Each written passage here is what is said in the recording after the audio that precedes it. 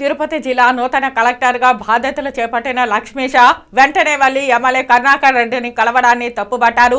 తిరుపతి నగర తెలుగుదేశం పార్టీ అధ్యక్షుడు వట్టికుంట శంకర్ నారాయణ శుక్రవారం తిరుపతి ప్రెస్ క్లబ్లో మీడియా సమావేశంలో పలువురు తెలుగుదేశం పార్టీ నాయకులతో కలిసి వట్టికుంట శంకర్ నారాయణ మాట్లాడుతూ త్వరలో ఎన్నికలు జరగనున్న నేపథ్యంలో ఎన్నికల అధికారిగా వ్యవహరించాల్సిన సాక్షాత్తు తిరుపతి జిల్లా కలెక్టర్ లక్ష్మీష అవన్నీ మరచి నేరుగా వెళ్లి తిరుపతి ఎమ్మెల్యే భూమన కరుణాకర్ రెడ్డిని కలవడాన్ని తీవ్రంగా ఖండించారు తెలుగుదేశం పార్టీ నాయకులు. తిరుపతి జిల్లా అంతా రాష్ట్రం అంతా ఐఏఎస్లంతా కూడా ఇబ్బంది పడుతున్నారు. ఈ విధంగా చేసి తిరుపతిలో మొన్నటి రోజు కమిషనర్గా ఉన్న గిరీషా గారు సస్పెండ్ అయినారు.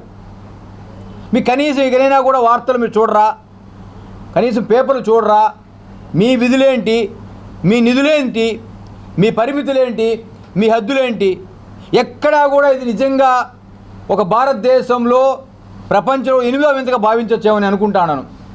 ఒక కలెక్టర్పై ఒక ఎమ్మెల్యేని కలిసి పుష్పగుచ్చుడు ఏంటి, మరి ఏమి లాబింగు, మరి వాళ్ళ ఇంట్లో ఒక వ్యక్తి అభ్యర్థిగా ఉన్నాడు.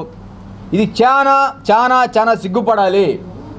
మేమైతే చాలా సిగ్గుపడతాం. ఇది కలెక్టర్ గారు అంటే జిల్లాకి పెద్ద, ఎంతోమంది కలుస్తూ ఉంటారు, మీకు 2 చేసి దండం పెడతా ఉంటారు. అయ్యా మా సమస్యలు తీర్చు, మా పని చేసి పెట్టు అనేసి మీ కింద యంత్రాంగం జిల్లా అంతా ఉంటుంది. దీనికి సంబంధించి నేను బిఎల్ఓతో గట్టిగా మాట్లాడితే, సార్ మేము రాసుకున్నాం చూడండి, వీటిని అన్నీ రిమూవ్ చేస్తామని చెప్పిన వాళ్ళు కొత్త లిస్ట్ వచ్చేటప్పటికి ఏం చేశారంటే 407/G 102 103 అని స్ప్లిట్ చేసేసి టోటల్గా 32 ఓట్లు అలానే పెట్టారు.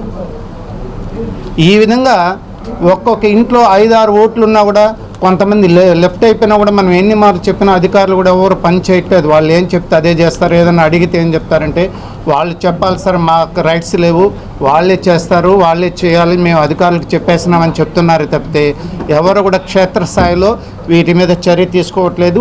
యాజ్ ఇట్ ఈజ్గా మొన్న ఉన్న దానికి ఇప్పుడున్న దానికి యాజ్ ఇట్ ఈజ్, దీంట్లో ఏమాత్రం మార్పు లేదు. ఎవరు వచ్చినా సరే దీని మీద నేను గట్టిగా వివరించడానికి రెడీగా ఉన్నాను, కానీ వాళ్ళు ఎవరూ రారు.